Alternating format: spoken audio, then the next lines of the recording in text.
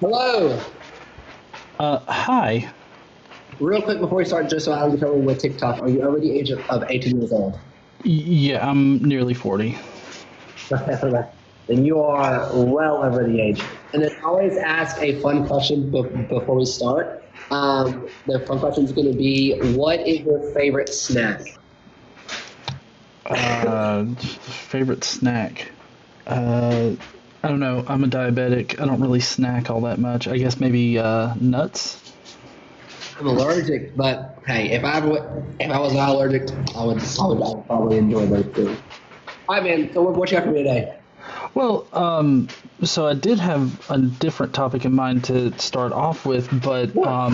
piggybacking off of what I believe that was Calvin that was up here. Uh, Yes. yeah. So for mythicism, I'm a very big proponent of what's known as minimal mythicism, and so I just thought that we could talk about that if you're okay talking about that. Yeah, I'm gonna look it up too, just so I can understand more. But yeah, I don't. I never. So I've only heard of mythicism because I've been in several live streams where people are part of that. They are under the impression that Jesus was never a real person. But I've never heard of minimal mythicism. Yeah, so it's the position advanced by Richard Carrier. He's made a pretty substantial case for it, and there's a lot of scholars in the field that at least say that it's worthy of debate. Like the conversation is worthy of debate, and so as far as minimal mythicism goes, what it proposes is that basically Christianity was born out of Judaism, and there were some Jews and Jewish Christians that reinterpreted the scriptures, and they came up with this archangel figure that appears in the Old Testament, and they ended up coming up with this whole theology about this savior figure of Judaism that only appears celestially. And the earliest accounts we have are Paul's epistles, and Paul never really mentions Jesus being on earth or any kind of part of his ministry or anything like that. He only mentions him as like a visionary kind of thing. And so that's kind of where we're coming at. It's a lot more in depth and complicated, but that's pretty much where we're coming at from this. Just that it's a natural development out of Judaism. Okay. Um, so I would argue, or I guess I would say that I think that Judaism and Christian and the Bible, or let's just compare the Torah to the Bible. I think that the Torah and the Bible are very similar, but obviously the big thing that's different than the Bible and the Torah is the resurrection of Christ, and obviously Judaism does not believe that Jesus did indeed die and resurrect, or unalive. I'm sorry, unalive and resurrect, and that's probably the biggest difference between Judaism and Christianity. Um, and I guess that's what differs from as far as theology. But I think that both agree that Jesus was a real person, because I mean, even Jesus is mentioned more than Muhammad in the Judaism text. If you're talking about the Talmud, that's the wrong Jesus that you'd be talking about there. That Jesus existed under King Janaeus in the first century BCE, not in the first century. If you're talking about the Talmud, I would say that Jesus was only mentioned by Paul as far as our earliest documents go. So I don't see how any later, huh? So I'm saying like Jesus. So like for example, like how many times was Jesus mentioned in the Quran? Well, so just specifically, the Quran is the seventh century document. The current, like the Islam didn't come around for like 600 years or so after Christianity. So obviously, it's going to mention Jesus, considering it's an Abrahamic religion. So that's not actually going to be historical evidence of Jesus. Well, no, I mean, I'm just saying that like Jesus was like mentioned more than the Muhammad, which was their Jesus of that theology. That's a little bit of a misconception. Muhammad wasn't Jesus, because you wouldn't say that Muhammad is the son of God, right? Correct, but they didn't Okay. believe it. Right. So Jesus, in to translate it to Islam, Jesus would be Gabriel, and then Muhammad would be Paul. Okay. And so, how familiar are you with the historical method? Historical method. I've heard of it. I cannot quote unquote say I know how people would quote unquote test history. Right. So, as far as knowing what's historically true or what's historically most likely to be true, what we're looking for are primary sources that attest to a certain thing happening. And so, I don't know of any primary sources for Jesus. I don't know of any firsthand eyewitness accounts or anything like that. The earliest account we have is Paul in his official epistles, which I don't consider the pastorals to be written by Paul. But in his official epistles, he only mentions Jesus as a revelatory being and not any kind of person that actually walked on earth. And he never identifies anybody as an apostle. He does a lot of things that are really weird for somebody that believed in a historical person. So that's where I kind of come at it with the evidence for Jesus. So I just looked it up, and it says the main is obviously the Gospels is what would be the primary source of Jesus. But obviously, if you don't believe the Bible, then you don't believe in the Gospels. Well, no, so there's a little bit of a misnomer there too, because I think that the Gospels could be historical documents for Jesus, but the problem is that they don't cite any kind of sources. They don't cite where they got their information from. They don't tell us, really anything about the actual information and why it's the most accurate information.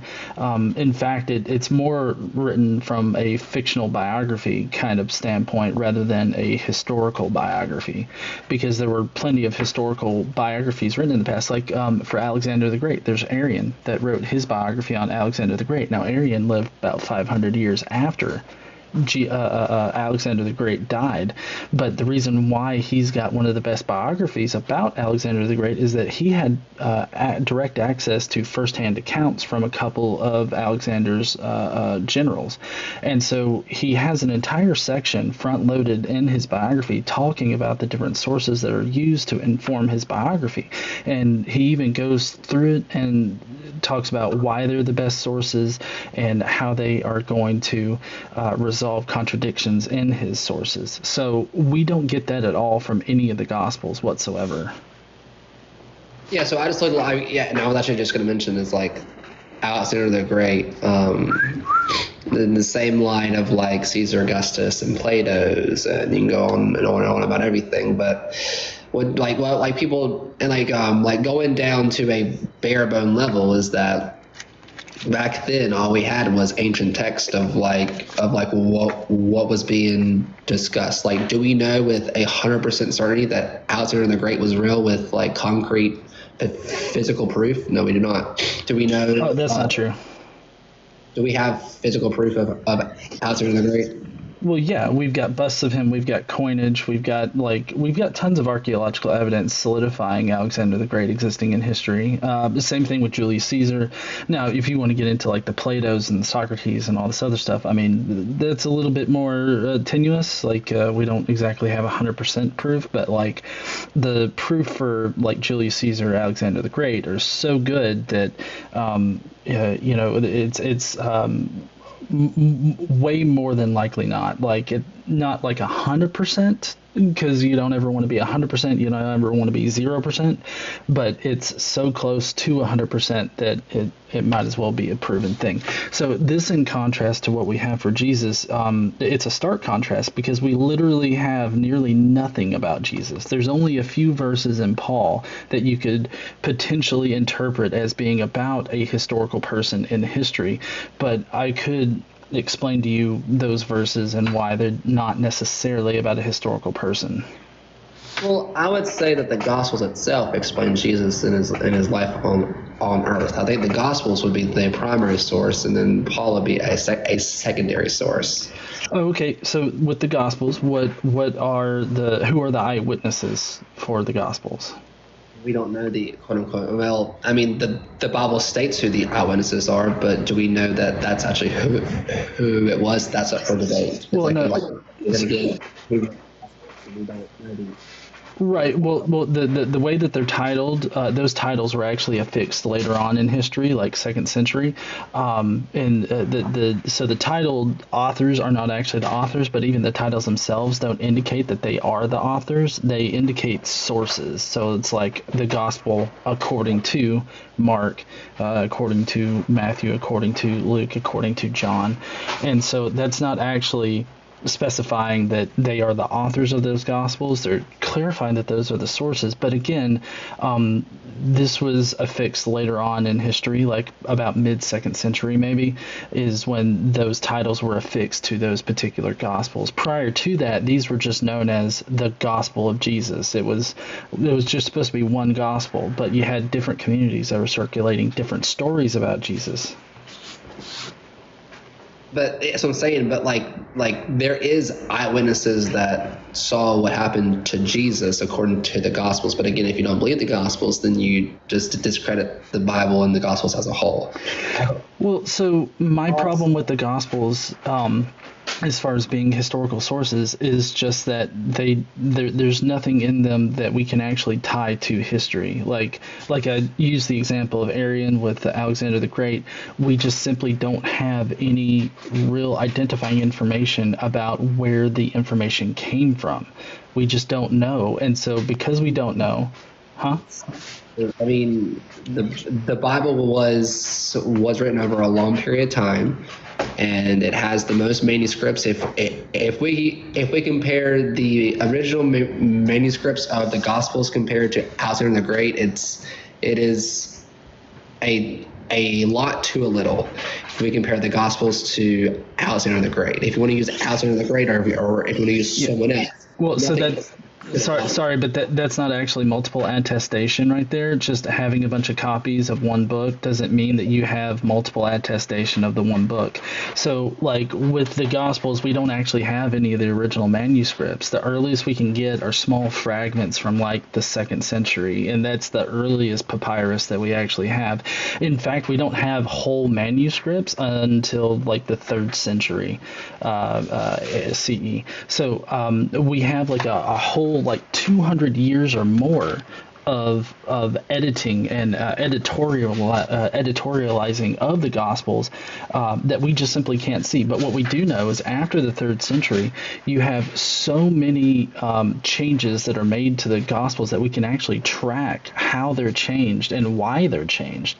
So it doesn't make sense to me to compare like Alexander the Great's manuscript to the Gospels as far as like how many we have. Just because we are. So according to sources, Alexander the Great also does not have any original manuscripts either. That's what I'm saying is when you talk about ancient writings, it's just information passed down through generations, and most people, or like most historians or people with influence back in the day, we don't have the original manuscripts. We have, as you say, fragments of manuscripts, but we don't have any originals of Alexander the Great. If you want to compare someone else, I could love to look at. But yeah. No. So I mean, I'm comparing the content of it. I'm not comparing like whether or not we have the original manuscripts or anything like that. I'm saying that the content of Arian's biography is so vastly different than the content of the ones that you're using for Jesus. Like just the simple content of it, like because like we don't know what the sources were that informed the Gospels, but yet we can directly pin like where Arian Origen got his information about Alexander the Great. That's the big difference between Jesus and Alexander the Great.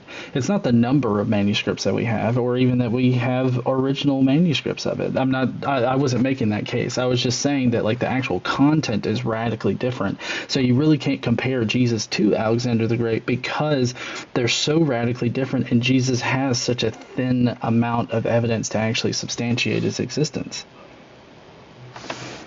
I think that people have a problem with the Gospels because I don't think that many people have a problem with like Jesus being a real person, but they have a problem with the supernatural claims in the Bible. Agree with that? Oh, and that's I mean, yeah, I definitely agree with that. But I mean, we're talking about historically substantiating the person of Jesus, and so not like, you know, we're not really all that, like, I'm not concerned in this particular conversation with like whether or not a Jew resurrected from the dead magically. I'm talking about like real history. How do we know what's actually true in history, and how can we know that Jesus actually existed in history? How do we know that Jesus existed in history? And again, just so people know, it's under the impression that 99.7% of scholars believe that he was a real person. Well, yeah, but I mean, ad populum arguments don't really work. I mean, that's just not convincing to me. What I'm doing is I'm challenging the actual evidence that the consensus is based on, and so I think that you would actually have to interact with the evidence instead of just citing like the majority of Christian scholars. Also, Donkey, I use Google just because I like to Google things live. If you want me to use a different source besides Google, I don't know what else there is besides Google. But I can use a different source. I want to use a different source than Google. But Donkey, if you want to tell me a different way to Google stuff, I would do that. But I just use Google because Google is what the majority of people use. So, I mean, I guess I would say that Google is a good place to start to get kind of a handle on where you should be looking. But I definitely think that, you know, using Google Scholar would probably net some better like results. Like if you went to Google Scholar and you looked up historical like papers about Jesus, or, you know, arguments that substantiate like Jesus existing in history, I think you're going to find probably a swath of people arguing for it. But what I'm doing is I'm challenging the evidence. So, like, I'm saying there's no extra biblical evidence for a Jesus existing in the first century that was the central figure of Christianity. I'm saying that the Gospels don't represent history. I think Acts is historical fiction, and that Paul, the 7 letters that are commonly accepted by all scholars, is the earliest evidence that we have of this Jesus. And so I feel like he actually says that Jesus was only a revelatory figure, and that people only knew of Jesus as a revelatory figure, and that the teachings of Christianity actually label it as a mystery cult. And once you start looking at mystery cults, you'll see the similarities between mystery cults and Christianity, so that you'll understand that the Gospels were generated as public stories to convince the public about the utility of Christianity and everything. And then once you were inducted into the cult, you were given the secret mysteries that lie behind the public stories. And this is similar to like the Isis and Osiris cult, the Zoroastrian cult. All of those cults had the exact same setup. They had the exact same sort of structure to the cult and everything like that. They even had the same vocabulary, talking about people that are uninitiated in a certain way, and newly initiated are called young. The ones that have been in the cult longer are more mature believers. And so like it just has all the hallmarks of a mystery cult, which were running rampant in the Mediterranean at that time. So it kind of seems to fit right there with how Jesus is figured. Also, the Jews already had a suffering and dying Messiah concept in Judaism dating back to the 1st century BCE. So they were actually expecting a suffering and dying Messiah to come about. I know I kind of info dumped on you there a little bit, so I'll mute. You're fine. I know, and I'm not saying what everything that you said is not true, but I just use Google Scholar, And I looked up, did Jesus actually exist? And just off the first 8 sources, it all says that he existed. If you want me to use a different Google search or a different source engine, I would love to. Right. And I wasn't trying to say that the consensus isn't that Jesus existed. What I'm saying is that the current consensus is mainly controlled by Christian scholars who have to toe a certain line. And so, obviously right now the consensus is, Jesus existed. Most people are not going to want to actually discuss this particular topic. But what I'm saying is that I'm challenging the actual evidence that they use to support it. So it's not just simply asking a scholar, did he exist? It's, well, why do you think he existed? What evidence supports your conclusion? And so what I'm trying to say is that I've looked at all of the arguments that scholars use for supporting Jesus's existence, and they just do not actually support. They actually have to invent criteria in order to support Jesus's existence, in order to make arguments for it. Stuff that's either not used in the wider, historical community, historical scholarship, or it's things that are sparingly used and only with corroborating information. So Christian scholarship is built upon special criteria that is used to prove, elements of Jesus's story. So with that, I think that with in anything in life, or in any specific thing, a scholar of something, they're obviously going to be a scholar of that thing, which means that they already presuppose is real. And I go back to everything, is that there is no absolute truth in anything. And we have scholars of a lot of things in life. And we have to answer what is real and what is not real. I don't think that we can answer is anything real, because someone made a good point, which was, if we were to erase all of history and all of science, we would come to the conclusion that we would probably discover science again, but we would probably not find a lot of things in history, because again, history was just ancient text. But the concept of there being something outside of the universe, that would still come up still. But Alexander the Great, Caesar Augustus, and every historian / person that was of history, since history is gone, that would be no more. But I think the whole entire concept of God and Jesus, that would still come back again, because it is, again, one of the most impactful people in history. And we have the most manuscripts out of anything. Now you say that manuscripts don't really matter, and don't really matter how many manuscripts we have, but that's just the truth of it, is that out of anything, the Gospels is what we have the most of the original fragments we carried on through generations. But we don't have the original fragments, and I'm just saying that the fact that we have a lot of different copies, it doesn't actually. That's like saying we have the originals of Alexander the Great, of Caesar Augustus. We don't have that. Right, but also we don't have evidence of the Greeks or whatnot heavily changing and modifying Arians biography about Alexander the Great and everything like that. We have extensive information about the church changing the manuscripts, because of the manuscripts that we do have, that after 300 across generations. It's 99.5% accurate across generations, according to the majority of sources. No, I would have to disagree with that, because there's a lot, for instance, there's the longer ending to Mark. We know that Mark didn't have post-resurrection appearances. In John, the part where Jesus protects the woman from the crowd, that's added later. And then there's several different interpolations that actually occur that within the text that, just simply were added after they were constructed. And I'm just saying that we don't know how much was changed before that. I think that, modern translations are probably more accurate than ones that have been done in the past, because they prefer to go back to our earliest Greek manuscripts. But still, that's going to be far removed, 200 years or so removed from what was actually initially written. But I'm saying that across the board, though, people say, and this is people that study this on a scholarly level, say that it's 99.5%. I mean, you can disagree with scholars, but if you're going to disagree with these scholars, then you got to disagree with other scholars as well. 99% accurate to the earliest manuscripts that we have. I would agree with that, but that's not talking about every single manuscript that was ever written.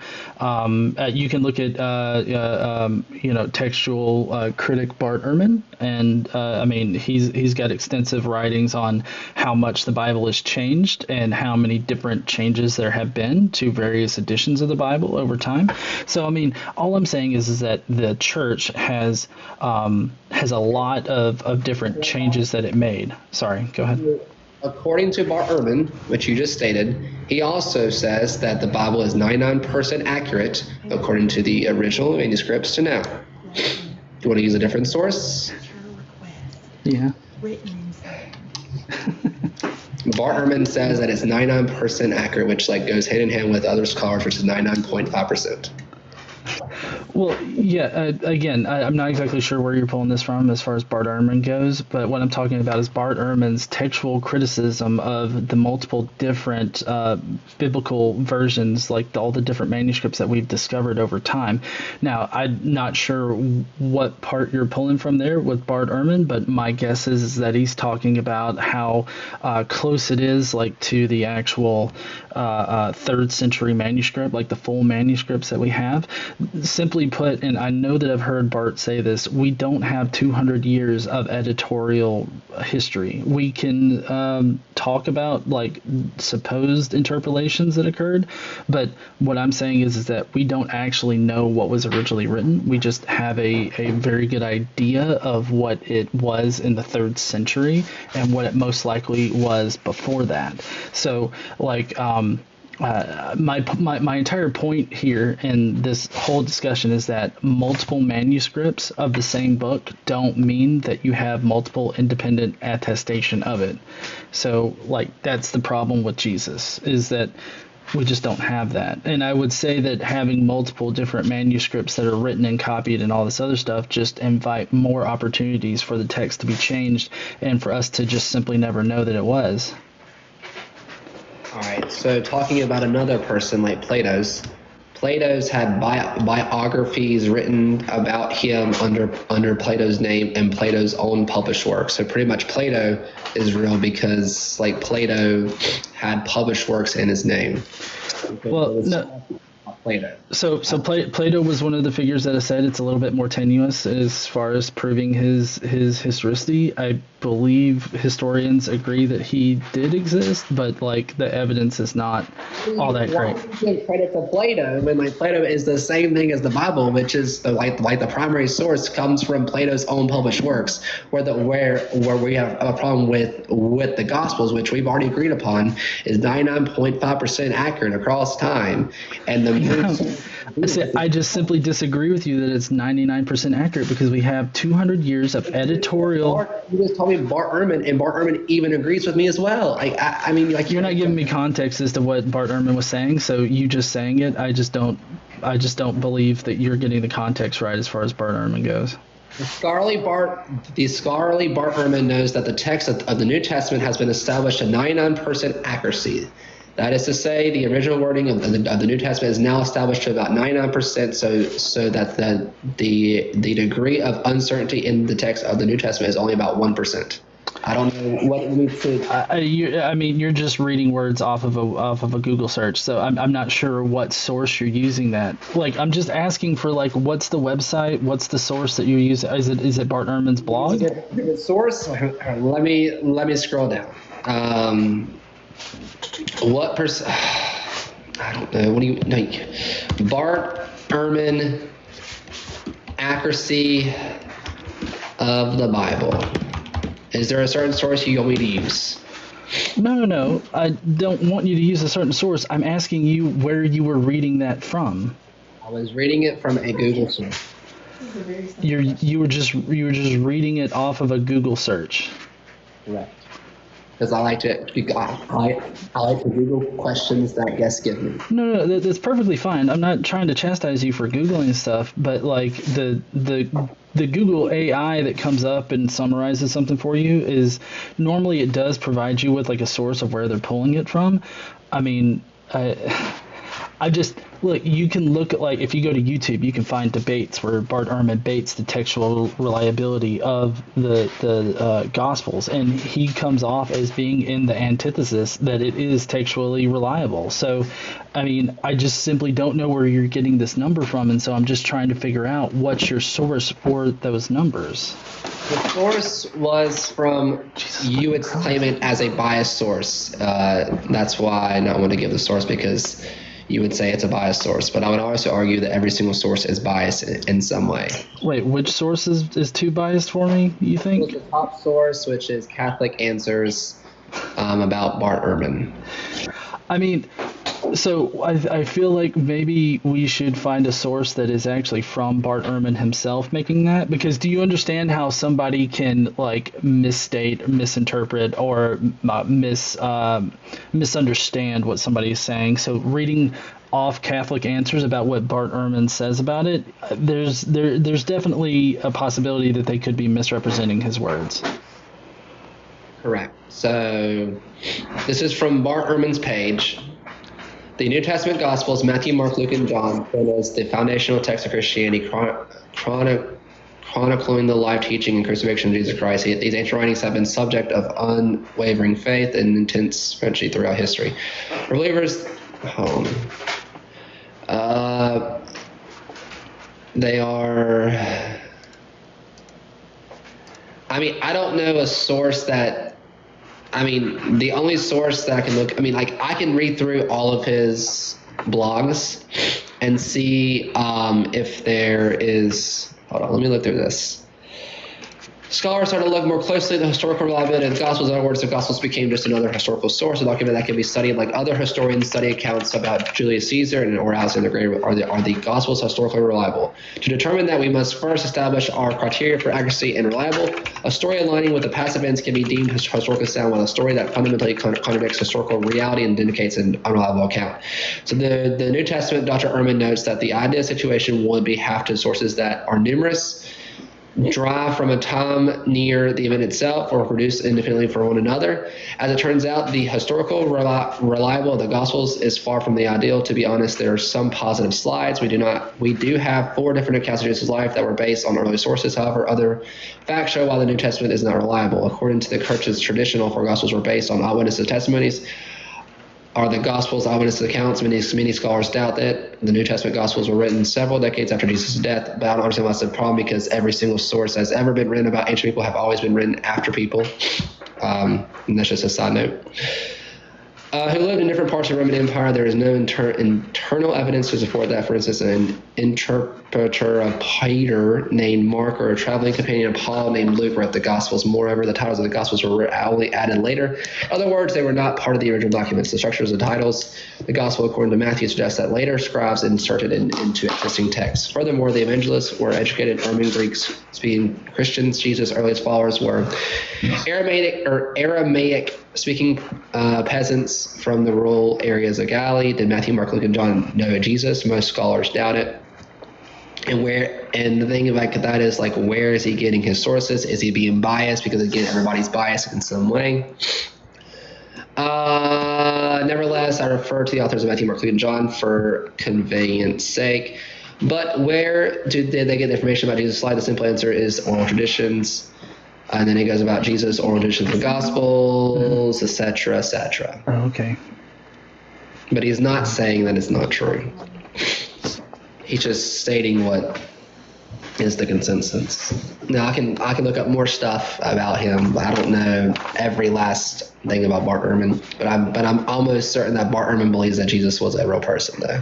Oh no, Bart Ehrman is definitely a historicist, so I'm not disputing that. But I mean, I searched, in 5 seconds and found bartehrman.com/historical-reliability-of-the-gospels, and I mean, he nowhere gives like a 99.5% thing in there, and he's actually got an extensive section analyzing analyzing the historical reliability of each of the Gospels and like pretty much specifying that, as far as reliability goes, they're not exactly reliable as far as like historical documents go. So, I mean, I guess my entire point here is that you say that it's 99.95% reliable, and let's just go on ahead and say that the versions of the documents that we have now are the versions that existed in the first century. Let's just blow past this entire point. That still doesn't mean that what they wrote was historical. And that's my entire point, is that we don't have like any kind of information about the sources for it and anything. If you want to hang your hat on there just being like a substantial number of Christians that felt that it was important to create a lot of different manuscripts for the same book, their holy book, and you want to hang your hat on that, that's perfectly fine. For me, though, that's not really doing a historical analysis of the actual documentation that we have. I feel like that's just a little bit in error.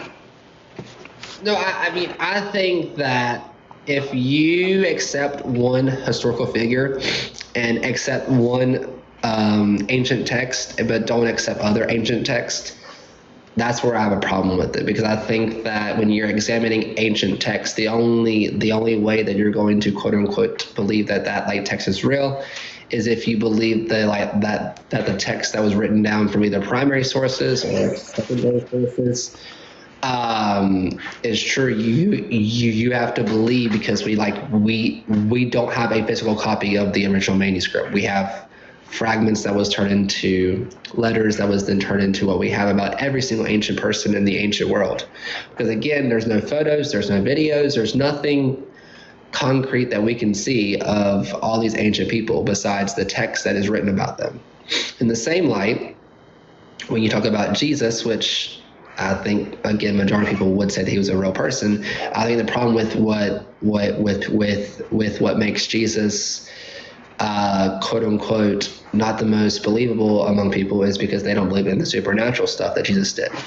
But the thing about that is when you talk about the resurrection of Jesus, most people, or I would say that it's 40 to 60%, 40 being that they don't really know, or it being yes, where 60% is no. The fact that it's not 0% says that it's not that it's not possible. But again, I mean, it goes back to this: is that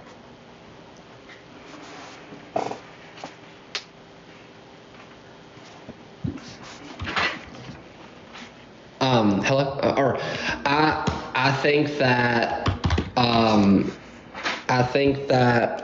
at the end of the day, I believe every single ancient historian text. I mean, granted, there might be some that are lying, but so yeah. What ancient texts have I unequally applied my criteria to? We don't know everything about Alexander the Great in the same way about Jesus. Wait, what do you? I never said that we knew everything about Alexander the Great. All I did was I compared Arrian's biography to the supposed biographies about Jesus, and like I'm just comparing the content of them. I'm not comparing anything by any other measure. I'm just comparing like what's the content of each. Well, obviously Jesus is different than other historical people because. Well, yeah, but should we expect historians to record his life differently than like other historical figures? Like, are you making a special pleading argument for the historical? Well, just this. Everybody special pleads for something. No, I don't feel like I'm specially pleading for anything. I feel like I'm trying to equally apply the historical method to both Alexander the Great and for Jesus, and I'm pointing out differences in these supposed historical accounts. We have one that's a verified historian that's writing about a historical figure, and he does it in one kind of certain way, while the ones that wrote the Gospels, they do it in a different way that doesn't do anything that the ancient historians do at the time. Who wrote about Alexander the Great? The one specifically I'm talking about is Arrian. Surviving accounts are Arrian, Plutarch, Diodorus, Quintus, and Justin. You can argue with the Gospels. There's 4 main Gospels. Who they are, we don't know, but that's 4 sources as well as Paul. That's 5 sources. Those are not independent sources. The Gospels are based on Paul's work, and the Gospels are based off of each other. Mark was written first. Matthew used Mark in order to write his. Luke used both Mark and Matthew to write his. John used all 3. So you're saying that all these sources for Alexander the Great did not copy from each other? Well, no, that's not what I'm saying. When I was using Alexander the Great and Arian, I said that I was comparing the content of Arian's biography to the content of Jesus's biography, which I was actually just considering Mark at that point. I didn't say that, but that's what I was considering. And I was just comparing the methods that were used by each one if they were both historians. We know one is definitely a historian because we know who the author is. We don't know who the author is in Mark, but he could use the general practices of ancient historians, but he chose not to. So again, we have to first, as you say, special plead towards all these people being. At the same time, how do we know that all these historians that wrote about Alexander the Great are real, other than ancient writings? It's like we don't have photos of these people. We don't have anything of these people besides them just being real. I'm not expecting photos or archaeological evidence for like Arian or anything like that, but Arian signed his work about Alexander the Great. Like, it's not an anonymous work, whereas the Gospels, they're all anonymous. Is Arian real? How reliable is Arian's account of Alexander's personality? Arian was established trusted sourcer of his time, based on his writings off of eyewitness accounts, and knew a great deal about warfare. So yes, I would say that he's a trustworthy source. I'm not against that at all. But okay. Yes. Okay, yeah, and I mean, I was just comparing the fact that Alexander the Great's biography, the best one, written by Arian, is not anonymous, whereas Jesus's are. We don't know who wrote the Gospels. Writings trustworthy.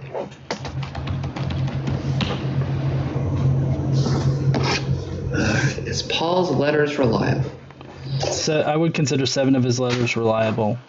Scholar Christian Burr accepted only 4 of the letters bearing Paul's name as genuine. So there are genuine letters by Paul.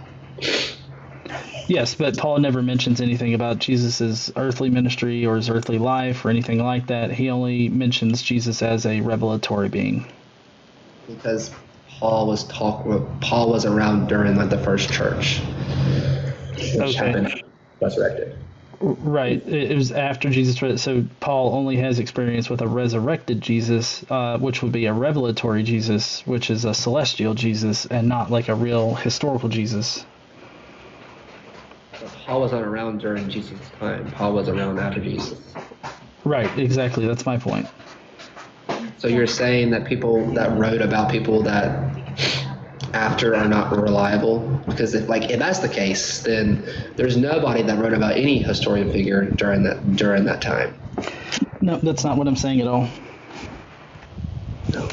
But listen, I've enjoyed this conversation, but I think that we just, have different opinions about what it means as far as reliability. I don't have any problems with any of the reliability with any ancient scholars, because I think that everybody that I named today is real, just as much as Jesus is real too. Okay. Well, so all I'm trying to do is appropriately apply the historical method to historical sources, and all I'm saying is that there's no solid evidence that Jesus actually did exist, and that's just using the historical method on the evidence that we have. I kind of feel like you're twisting my words here in what I've laid out. Here's my last question. So let's bring up Plato's, because Plato's is more accurate to what the Gospels did. So the only thing that we have on Plato's is Plato's own biographies that was inside of Plato's stuff. So pretty much it's a circular argument with Plato's. We know Plato's is real based on Plato's writings, right? In the same light, we know Jesus is real based on stuff written about Jesus in Jesus' writings. Well, so how are those two different? Other than Plato's and Jesus obviously being different people, Jesus doing supernatural stuff, and Plato's having the only sources of Plato's, again, hold on, where did I read about that? I looked it up. Plato's having biographies written, letters written under Plato's name and Plato's own works. So pretty much the way that we know Plato is real is based on Plato's own works. Okay, what did Jesus write? What did Jesus write? Jesus did stuff, and people wrote down about Jesus. Well, yeah, but you're trying to compare him to Plato, and just based off of what you read, which I haven't, I'd have to refresh my memory on the evidence for Plato, but Oxford Academy, which I don't think many people would have a problem with that. Okay, no, I'm just saying that I would have to refresh myself on like the evidence for it. I'm not doubting like what you read off or anything like that, but just based on what you read, it seems like we have writings from Plato, which is comparatively different than what you're describing about Jesus. I'm saying that if we believe Plato is real, and Plato only had stuff in Plato's name and Plato's own published works, in the same light, the Gospels is Jesus's life written down across 4 Gospels, and then we come into Paul's time, and Paul talks about Jesus post-resurrection. If you don't want to count those, then we cannot count Plato because so the difference here, and I'm wondering if you can identify the difference here. You say Plato wrote things. Jesus did not write things. People wrote stuff about Jesus. No, yeah. So letters written in antiquity under Plato's name. So like people wrote stuff about Plato under Plato's name and Plato's own published works. Plato's own published works. The biographies written about him, people wrote about him under Plato's name. So you're insinuating that somebody was faking being Plato. I'm just reading the source. I have no clue. Okay. Well, so regardless of that, I mean, this doesn't actually compare to Jesus. Like, what documents were written under Jesus's name? The 4 Gospels. So you're saying that Jesus wrote the 4 Gospels? Saying that people wrote about Jesus' life. That's pretty much well, yeah, but that's different than what you're talking about with Plato. You're saying that people wrote under Plato's name, meaning that somebody signed Plato's name to it, and you're trying to compare that to the Gospels, but Jesus didn't sign the Gospels. Like, nobody... People wrote about his life. That's pretty much a biography of his life, is what the Gospel is. Right. And what are the sources for those Gospels? What are the sources of any? I mean, how do we know that the sources of every single ancient historian? So again, we don't have physical evidence of. No. So like Arrian tells us that he used 2 of Alexander the Great's generals amongst other pieces of information about Alexander the Great in order to write it. So I can directly tell you where Arrian got his information. Can you tell me exactly where the Gospels get their information? Who were the writers of the Gospels? What were the primary first-hand eyewitness accounts about Jesus? Who provided those? Was the primary sources? I can't spell today.